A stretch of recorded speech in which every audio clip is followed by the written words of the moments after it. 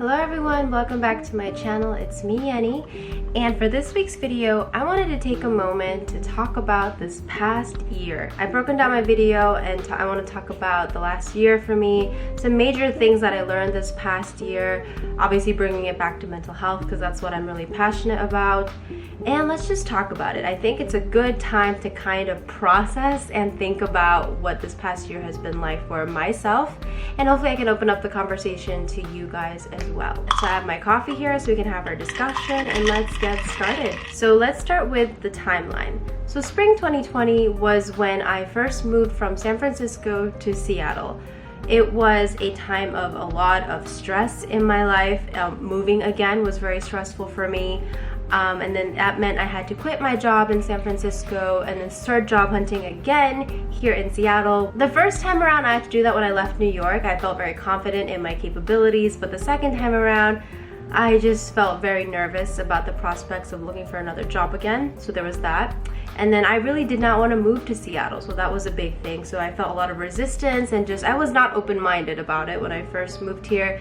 But this was right before when everything really hit the fan when it comes to the pandemic. I think we can say pandemic on YouTube now. That was spring. And then, everyone was thinking this pandemic is gonna be done by the summer. BTS just released their song Dynamite and everyone was like, all right, like this is gonna be the summer anthem when we're out of this pandemic. And then clearly it lasted a lot longer than just 1 to 2 seasons. So spring, fall, I was deep into my unemployment. I was extremely stressed and it was a very tumultuous time of back and forth, so feeling very motivated, so aka I'm sending out a lot of job applications. I can do this is gonna be fine, pandemic is still going on but I'm gonna be fine, but also feeling very unmotivated because it kept dragging on.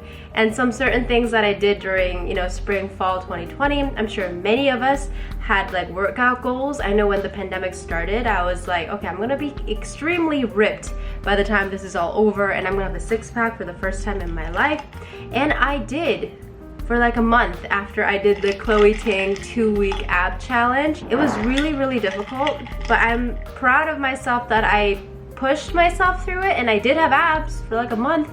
But then I learned that main thing about fitness is it has to be sustainable, and it was not sustainable for me. And also, all of the excuses in the world don't matter because we were in a global pandemic and I got depressed. So we'll move that into winter 2020. When winter hit in Seattle, I got extremely depressed. I remember hearing from people, oh yeah, winters are rough here but things get better. And then I was like, okay, I won't really know what it's like until I experience it myself. So when winter hit in Seattle, I really had a rough time. I was still deep in trying to find a job, interviewing, not getting jobs. I was feeling unmotivated. Once again, the pandemic was supposed to end, right, in summer, but it was still going on. I felt a lot of hopelessness, and I just think a lot of resentment built up in my heart. So I was not a happy person. I felt really numb and upset, and it was just this hot and cold of feeling so angry and feeling so numb. So moving into spring 2021, in November actually, I was able to find a job, and I do feel like that helped me to evaluate just how depressed I was. And it helped me to get out of the apartment and to feel like I have a purpose again, which is to go out, serve the community, not as a social worker this time, but as a researcher. And then summer 2021, I think, is where we are right now. I feel more balanced right now. I guess it parallels the progression of the pandemic, where last year, like fall, winter, things felt so hopeless, I feel like. But then as soon as news about the vaccine came out, it felt like there was a light at the end of the tunnel. And then now, summer 2021, I've been at my job for like 9-10 months, then 10 months, 8 months, for a long time.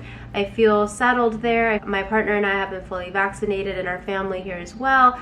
We've started to go out to see people again and eat in restaurants again, and things feel normal again. Let me go into some of the lessons that I've learned through that year that I've had. And sorry, that's my super fancy robot cat litter box that tends to go off on its own. Please ignore that. I learned about pandemic burnout. That was really difficult. The constant going back and forth of being like, I'm gonna bake banana bread, and then being like, who cares about banana bread? People are dying. And then the whole I'm gonna be so fit and hot, and then I'm like, who cares? I can't leave the freaking apartment. And then the back and forth. I got tired. You know, you get burned out of hearing the news, reading the news, and finding joy in simple, happy things helped me so much through this process. Whether it is the routine of making my coffee, whether it is just spending time with my cats, whether it is just, you know, going on YouTube to watch dumb, funny videos like PewDiePie reacting to memes. It was really important for me to find joy in the small little things instead of trying to focus so much on current events. I found that hearing and reading too much about what was going on in the world was really, really deteriorating my mental health. I'm a huge advocate of everyone should understand what's going on in the world, at least in their community, current events. You should know what's happening in politics. I personally believe that's really important to be like a well-balanced person. But I think being too, I don't want to say too well-read, but being too involved in reading the news and just looking at all the numbers of the coronavirus cases and the deaths and all the things going on, it was too much. So lesson learned, balance again. I mean, I've learned this lesson like once every other week, but balance was so important even when it comes to that. Another thing I learned throughout this time was that I've always known that I'm a rules person. I like rules. I'm such a goody two-shoes when it comes to that. Like, I don't like to jaywalk. If the speed limit is one speed limit, I'd like to get close to it as close as possible and keep it there. If you're not supposed to do something, I'm not gonna do it, blah, blah, blah, blah. So during the pandemic, when all of things were going on about like masking, not masking, vaccinating, not vaccinating, friends and family in my life still going out as if nothing was happening, I found myself really being angry, and I found myself being very judgmental, and I found myself looking very just ugly. I was a very ugly person, I think, because I just could not understand how people in my mind could be so selfish, you know? But at the end of the day, I learned that what is common sense to me may not be common sense to somebody else. And all of that anger and judgment, it doesn't get anywhere. You can't force anyone to do anything. If they don't want to do it, they're not going to do it. So what's the point of me being so caught up in other people's actions? And that actually helped lift a huge weight off my shoulders. Like, I'm not like citizen patrol person. I'm not here to tell you how to live your life. And I think that was really important to me, to realize what is common sense for me is not common sense for other people, and it is what it is. I, as an individual in society, will do my best to keep myself and the people around me safe.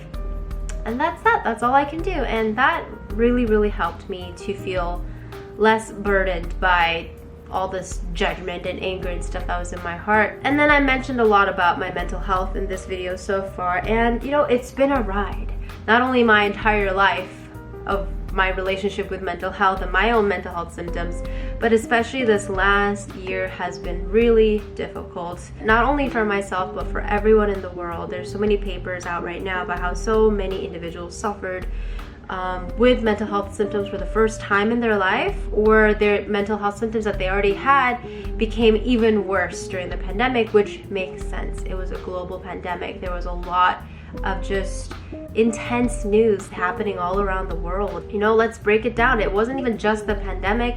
All the things happening in international relations, all the things happening with the anti-Asian hate crimes, in domestic politics, with the presidential elections. There's just been a lot going on in our world, especially this past year with the pandemic. It's been really, really rough. I don't know if I've disclosed this. I think I have a video I made years ago about my social anxiety disorder. I was diagnosed with social anxiety disorder in freshman year of college, and I believe throughout the years I've learned ways to manage that social anxiety disorder, and I've really been able to live pretty freely from those symptoms for a while. But I really do believe that the pandemic did bring a lot of that social anxiety back. And I noticed that recently when I started going out again to see friends and, you know, go out to see people, catch up with them, I feel a lot of anxiety. So one of the main reasons why I wanted to make this video is to kind of show you in a super quick way where I have been through this past year, and also to let you know that if you resonated with any part of this video, that you're not alone. One of the coolest phenomena that I see in my line of work as a therapist and social worker, but also just in the world, is when things get really dire and difficult and extreme, sometimes you see the most beautiful things bloom from there. So for example, hope is a wonderful, beautiful thing. You can't teach someone hope. You can't program hope. Hope is a very core element of human nature that really can't be put into a box. And hope, resilience, you know, look at all the healthcare workers that risk their lives to save so many people throughout this past year. Resilience, hope, strength, community, these beautiful things, love, things that people would do to not only their friends and family, but for neighbors and people in their community during really difficult times. And yeah, I do believe at the end of the day, it was a really rough year for all of us, but I'm always in awe of how beautiful things can come out from really difficult situations. So all of that to say, I wanted to end this video by saying that's how I've been. Those are my thoughts. Those are some of the lessons that I've learned. I'm still processing, obviously, because we're not out of the pandemic fully yet. People are still getting vaccinated or not, whatever their decision is.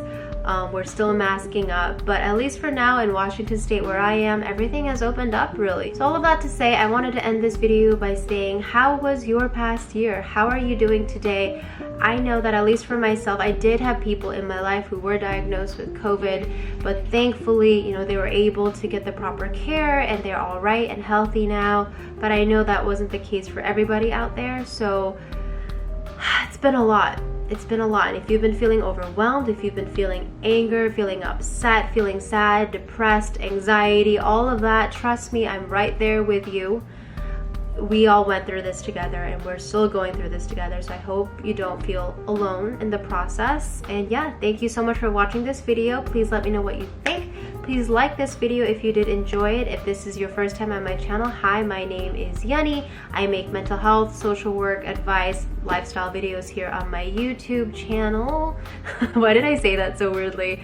If you're interested in any of that, please feel free to subscribe to my channel. And yeah, thank you so much for watching. I hope you are taking care of yourselves emotionally. All right, hi. So my camera died as I was saying my last word, so I'm still gonna have an outro. I hope you are taking care of yourselves emotionally, mentally, physically, and thank you again for watching this video, and I'll see you in the next one. Bye.